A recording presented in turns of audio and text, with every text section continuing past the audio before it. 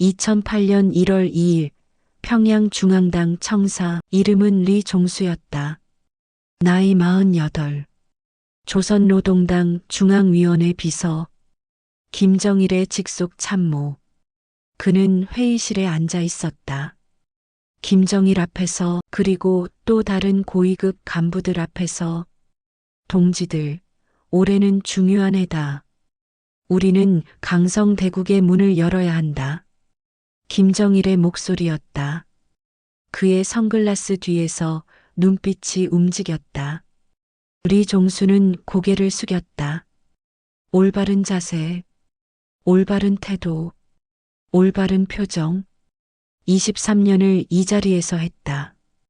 23년간 김정일의 옆에서 의사결정을 도와주고 명령을 전달하고 불순한 분자들을 색출하는 일. 그는 이미 수십 명의 사람들을 죽음으로 몰아넣었다. 고문실에 보냈다. 강제 수용소로 보냈다. 청산리 깎아내렸다라는 이름의 독약을 받게 했다. 김정일의 명령 때문이었다. 국가 안보 때문에. 모두 필요한 일이었다. 리 동지, 이번 달 보안 상황은? 김정일이 물었다. 리종수는 펼쳐놓은 문서를 봤다. 모두 거짓이었다. 상황 보고서라는 이름의 거짓들. 현재까지 적의 선전에 동요한 자 47명을 적발했습니다. 모두 재교육 중입니다. 재교육이란 게 얼마나 효과적이라고 생각하나? 매우 효과적입니다. 동지, 리종수는 이 대사를 수백 번 했다. 수천 번도 모른다. 매번 같은 대사, 매번 같은 목소리, 매번 같은 거짓. 그런데 그날 처음으로 느껴진 것이 있었다. 구역질. 2008년 3월 평양 리종수의 관저. 리종수는 술을 마시고 있었다. 도자기 잔에 담긴 이슬람북 한식 소주. 옆에는 아내 박영미가 앉아 있었다. 나이 45. 그녀는 조용히 남편의 얼굴을 보고 있었다. 종수, 뭔가 이상해. 뭐가? 넌 요즘 자꾸 생각에 잠겨 있어. 우리 종수는 술잔을 비우며 아무 말도 하지 않았다. 혹시 일이 힘들어? 힘들지 않아. 이건 영광이야. 국가를 위한 일이니까. 하지만 그의 목소리는 공허했다. 박영미는 남편의 손을 잡았다. 난 알아. 넌 이미 죽어 있다. 너의 영혼은 벌써 죽어 있어. 리종수는 아내를 봤다. 처음으로 그 말이 맞다고 생각했다. 내 영혼은 이미 죽었다. 2008년 4월 15일 태양절 기념식. 리종수는 김정일의 옆에 서 있었다. 광장에서 수십만 명의 군중 앞에서 연설이 진행되고 있었다. 항상 같은 연설. 제국주의자들의 음모, 우리의 우월성, 강성대국의 건설. 리종수는 들었다.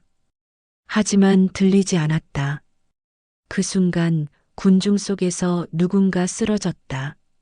젊은 여자, 아마도 영양 부족으로. 경비대가 달려갔다. 그녀를 끌어냈다. 마치 쓰레기를 치우듯이. 누군가는 웃었다. 여자가 처참하게 끌려가는 모습을 보면서 리종수는 움직이지 않았다. 하지만 가슴이 터질 것 같았다. 이게 강성대국인가? 그 여자의 얼굴이 계속 떠돌았다. 연설이 끝난 후에도, 밤이 된 후에도. 2008년 5월 심야. 리종수의 관저 지하. 비밀의 서재. 여기는 아무도 모르는 공간이었다. 그의 아들 리재철이 엄마와 함께 지을 때 만든 공간이었다. 서가에는 책들이 있었다. 북한에서는 절대 볼 수 없는 책들. 미국의 출판사에서 나온 책들. 한국의 책들. 일본의 책들. 어떻게 들어왔는지는 묻지 말아야 할 것들이었다. 아마도 중국의 밀수꾼들을 통해서일 것이었다. 리 종수는 한 권의 책을 펼쳤다. 1989년 베를린 장벽 붕괴. 거기엔 독재 체제의 붕괴에 대한 기록이 있었다.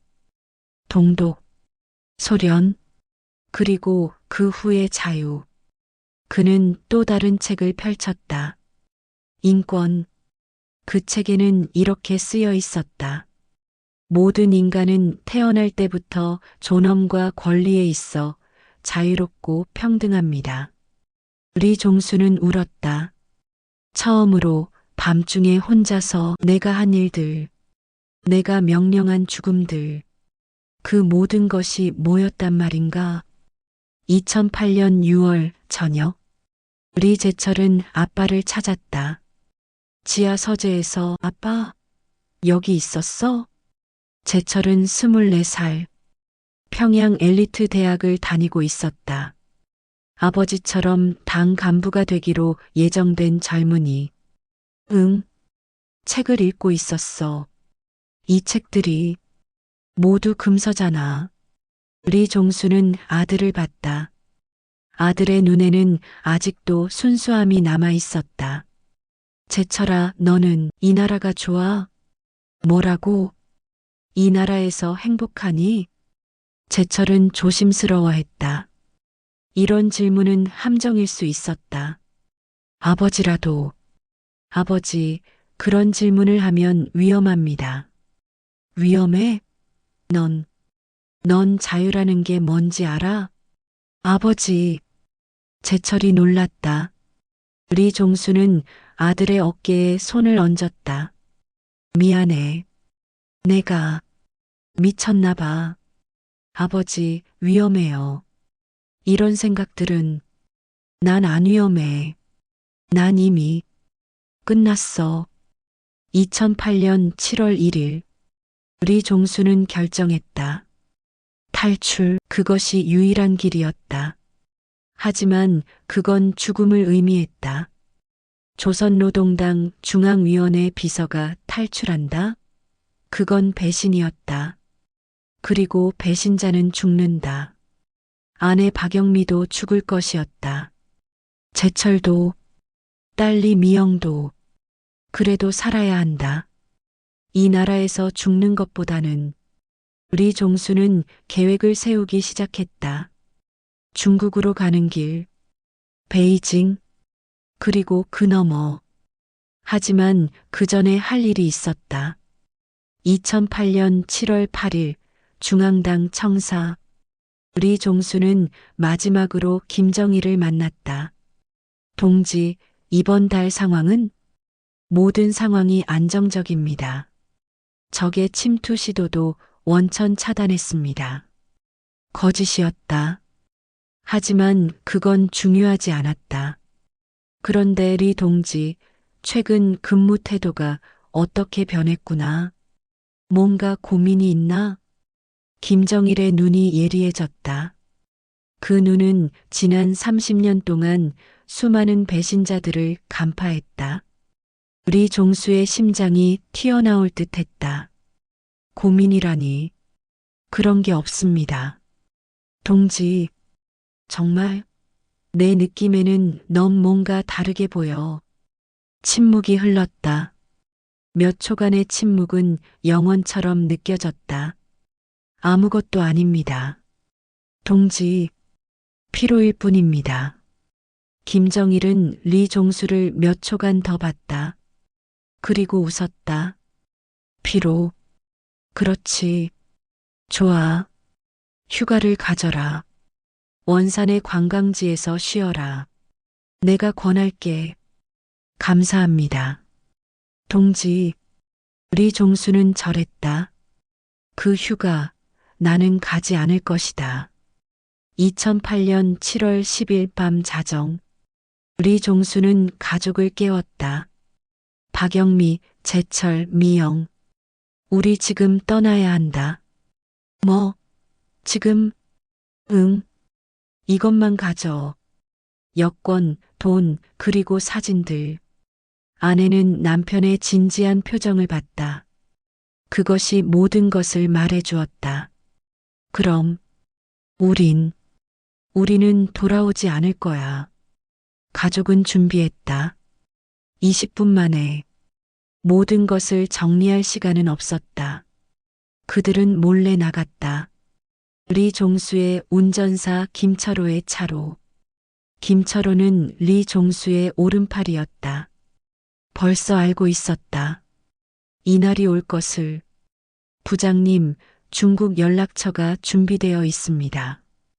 고마워. 그리고 미안해. 넌 어떻게 될지 저야 상관없습니다. 다만 조국을 떠나는 건. 김철호의 목소리가 떨렸다. 2008년 7월 11일 새벽 4시. 두만강. 여름의 강이었다. 얼음이 아니라 물이 흐르고 있었다. 중국의 밀수꾼이 그들을 기다리고 있었다. 리 종수는 이미 뇌물을 주었다. 막대한 양의 뇌물. 빨리 들어가세요. 국경 경비대가 곧 순찰을 돌아요. 우리 아이들이. 박영미가 두려워하며 말했다. 괜찮아. 우린 살 수 있어. 이번엔 정말 살 수 있어. 그들은 강으로 들어갔다. 물이 무릎까지 찼다. 빨리. 밀수꾼이 재촉했다. 그 순간 불빛이 보였다. 북한 쪽에서. 월경자다. 누군가 소리쳤다. 총성이 울렸다. 탁탁탁. 리 종수는 가죽을 떠밀었다. 빨리 가. 앞으로. 중국 강둑이 보였다. 거의 다 왔다. 10m, 5m. 또 다른 총성이 울렸다. 이번엔 박영미의 팔에 맞았다. 엄마. 재철이 소리쳤다. 괜찮아. 계속 가. 박영미는 피를 흘리며 달렸다. 마침내 중국 흙을 밟았다. 2008년 7월 15일. 그들은 베이징의 비밀 아파트에 숨어 있었다. 국제구조 조직의 도움을 받고 있었다. 박영미의 팔은 총알이 나갔다. 의사가 왔다. 불법이었지만 돈으로 해결되었다. 앞으로 어떻게 되는 거예요? 아내가 물었다. 국제난민기구에 신청했어. 그럼 남조선으로 들어갈 수 있어. 남조선이. 정말 가능할까? 가능해. 우리는 이제 자유야. 하지만 리 종수의 눈은 무섭고 공포로 떨리고 있었다. 김정일이 알았을 거다. 벌써 2008년 7월 12일 평양중앙당 청사. 김정일은 폭발했다. 뭐? 리 종수가 간 거라고? 네, 동지. 어젯밤에 가족을 데리고 도망쳤습니다. 그 XX놈이. 내가 얼마나 신뢰했는데? 김정일의 얼굴은 검붉게 변했다. 23년간 곁에 있던 사람의 배신. 그것도 고위급 간부의 배신. 이것은 단순한 배신이 아니었다. 이것은 체제 위협이었다. 즉시 추격대를 보내. 중국에서라도 그놈을 잡아와. 살아서든 죽어서든. 네, 동지. 그리고 리 종수의 가족들을 모두 잡아가. 그의 형제들, 친척들, 심지어 이웃들도 세대 격리법으로 이해했습니다. 그 XX놈이 뭘 안다고, 뭘 말할 생각인가. 내 앞에서. 2008년 9월 2일 서울. 리 종수는 한국에 도착했다. 하나원. 적응 교육시설. 그는 완전히 다른 이름을 받았다. 이준호. 새로운 신원번호. 새로운 생년월일. 당신의 신원은 완전히 변경되었습니다. 법적으로 리 종수는 존재하지 않습니다. 담당자가 말했다. 박영민은 이미 한국말을 배우기 시작했다. 아이들도. 제철은 한국대학에 입학했다. 새로운 이름으로. 이재석. 아빠, 우린 정말 안전한 거야?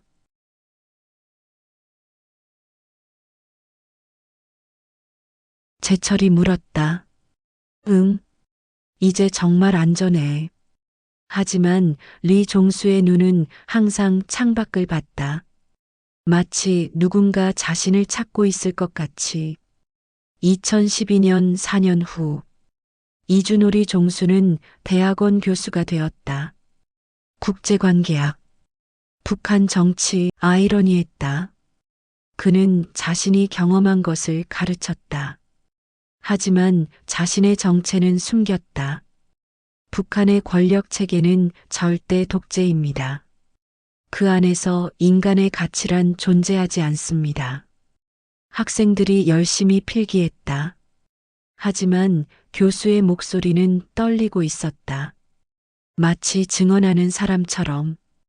그곳에서는 생각하는 것도 죽음입니다. 말하는 것도 죽음입니다. 심지어 숨 쉬는 것도 죽음과 같습니다. 2015년 어느 날 밤, 이준호리 종수는 또 깼다. 악몽에서, 그 꿈에서 그는 여전히 평양에 있었다. 김정일은 여전히 살아 있었다. 그리고 자신은 여전히 부르짖고 있었다. 살려달라고. 아내 박영미가 깼다. 또 악몽이야? 응. 언제까지 이럴 거야? 우린 이제 안전해. 난 안 될 것 같아. 내가 한 일들이 자꾸만 떠올라. 내가 명령한 사람들, 그들이 죽어가는 모습. 박영민은 남편을 안았다. 하지만 그를 안칠 수 없었다. 그의 영혼은 여전히 평양에 있었다. 2022년 14년 후, 이준호는 이제 60 초반이었다. 서울대학교 명예교수, 저술가, 탈북자 인권운동가. 하지만 공개적으로는 활동하지 않았다. 여전히 신원을 숨겼다. 어느 날 한국 정보기관에서 찾아왔다. 교수님, 저희가 당신의 신원을 알고 있습니다. 이준호의 얼굴이 창백해졌다. 당신은 리 종수다. 맞죠? 침묵. 동료 탈북자가 당신을 고발했습니다. 돈을 받고. 그것이 북한의 암시장에서. 뭐? 당신의 신원이 북한에 알려졌습니다. 이준호는 의자에 앉았다. 다시 시작인가? 또다시 도망인가? 2022년 11월 15일. 이준호는 기자 회견을 열기로 결정했다. 기자들이 모였다. 안녕하세요. 저는 이준호입니다. 하지만 나는 또 다른 이름으로도 알려져 있습니다. 리 종수, 북한 조선노동당 중앙위원회 비서. 홀이 요동쳤다. 나는 23년 동안 김정일의 참모였습니다. 그리고 나는 그 체제의 폭력에 동조했습니다. 수십 명의 사람들을 죽음으로 몰아넣었습니다. 내 손으로, 내 명령으로. 그의 목소리는 떨렸다. 하지만 나는 깨달았습니다. 그 나라는 지옥이었다는 것을, 그리고 내가 그 지옥의 집행자였다는 것을. 교수님, 그럼 왜 지금 고백하시는 건가요? 왜냐하면 아직도 그 지옥에 갇혀 있는 2,500만 명의 사람들이 있기 때문입니다. 그들을 위해서 나는 증언해야 합니다. 2024년 6월 15일 한강. 이준호는 한강공원의 벤치에 앉아 있었다. 새벽 5시.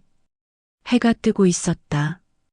옆에는 여전히 아내 박영미가 있었다. 이제 72살. 검은 머리는 모두 흰 머리가 되었다. 종수, 아니, 준호. 기억나? 박영미가 물었다. 뭐가? 14년 전 우리가 이강에 왔을 때. 그때 넌 뭐라고 했어? 이준호는 생각했다. 우린 잘했다고. 그렇게 말했어. 그럼 지금은? 지금도 잘했다고 생각해? 이준호는 오래 답하지 않았다. 강을 봤다. 한강. 이곳은 자유의 강이었다. 하지만 저 북쪽에는 여전히 두만강이 있었다. 죽음의 강? 난 모르겠어. 우리는 살았어. 아이들도 자유롭게 살고 있어. 하지만, 하지만, 하지만 내가 죽게 한 사람들은 아직도 거기 있어. 그들은 여전히 그곳에 갇혀 있어.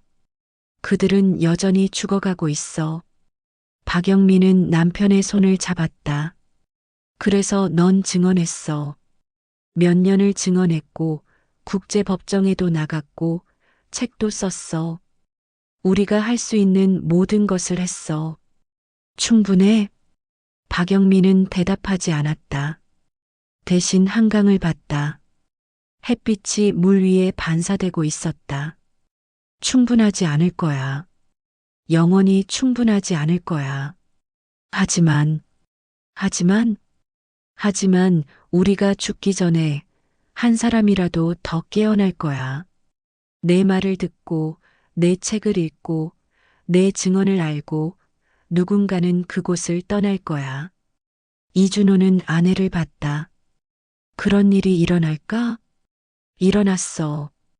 이미 지난 10년 동안 내가 증언했던 수천 명이, 그리고 그들 중 일부는 아직 그곳에 있는 사람들을 돕고 있을 거야. 내가 보지는 못하겠지만 2024년 6월 15일 밤 10시 평양 지도자의 비서실 정보화면 위원장 리종수의 최신 활동입니다. 사진이 떠올랐다.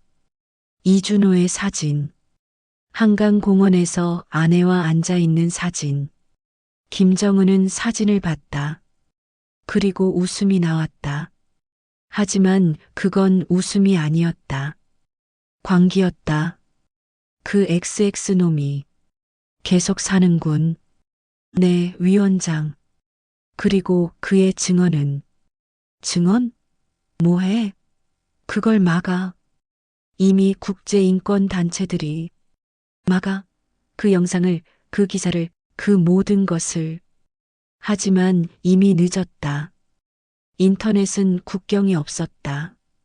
정보는 이미 중국에서, 한국에서, 미국에서, 전 세계에서 흐르고 있었다. 김정은은 주먹으로 책상을 쳤다. 그리고 그놈의 형제들. 그들은 아직도 살아있나? 네, 위원장. 강제 수용소 16호에. 아직도? 왜 아직도? 침묵. 상관없다. 그놈들도 끝내. 그리고 모든 기록을 없애. 리종수란 놈이 존재하지 않았다는 것처럼. 하지만 위원장도 알고 있었다. 더 이상 그건 불가능하다는 것을. 2025년 1월 국제형사법원 헤이그. 기록이 남겨졌다. 2008년 7월 11일 조선노동당 중앙위원회 비서 리종수가 가족과 함께 두만강을 건넜다. 이것은 북한 고위급 간부의 탈북 사건 중 가장 주목할 만한 사건이 되었다. 이준호 본명 리종수의 증언과 기록은 북한 인권 침해의 구체적인 증거가 되었다.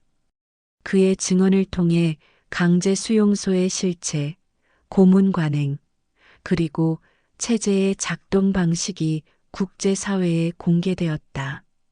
그러나 증언자는 계속 위협받고 있다. 그의 형제들은 여전히 강제 수용소에서 고통받고 있고, 김정은 정권은 그의 죽음을 원하고 있다. 하지만 역사는 기록된다. 그 진실은 지워질 수 없다. 2025년 6월 한강공원. 이준호와 박영민은 강을 보고 있었다. 또다시 아내는 말했다. 종수, 우린 끝냈어. 정말 끝냈어. 이제 우리가 할 수 있는 건 기다리는 것. 응, 기다리는 것. 그 나라가 언제 변할지, 그곳에 갇혀 있는 사람들이 언제 자유로워질지. 이준호는 손수건을 꺼냈다. 낡은 손수건. 거기엔 이미 글씨가 없었다. 비가 와서, 시간이 지나서 모든 게 씻겨나갔다. 하지만 그 손수건은 아직도 따뜻했다. 저강 너머의 모든 사람들에게 말해줘. 뭐라고? 살 수 있다고. 사람은 절대 죽어서는 안 된다고. 그리고 절대 포기하면 안 된다고. 박영민은 눈물을 흘렸다. 그건 너를 위한 말인가? 아니면 저 사람들을 위한 말인가? 둘 다야. 두만강을 건넌 자의 발자국은 남았다. 그것이 눈에 덮였다 해도 마음에 남았다. 그리고 그 마음의 흔적은 역사가 되었다. 김정일은 이미 죽었고 김정은은 여전히 권력을 유지하고 있다. 하지만 리 종수이 준호의 증언은 죽지 않았다. 그것은 전 세계에 퍼졌고 교과서에 실렸고 영화가 되었고 책이 되었다. 그리고 언젠가 그 나라가 자유로워질 때 사람들은 이 이야기를 다시 읽을 것이다. 아, 그렇구나. 그때도 누군가는 용감했구나. 누군가는 말했구나. 누군가는 증언했구나. 아, 그래서 우리가 지금 여기에 있구나. 눈은 모든 흔적을 덮지 못했다. 왜냐하면 마음이 있었으니까. 그리고 마음은 역사가 되었으니까.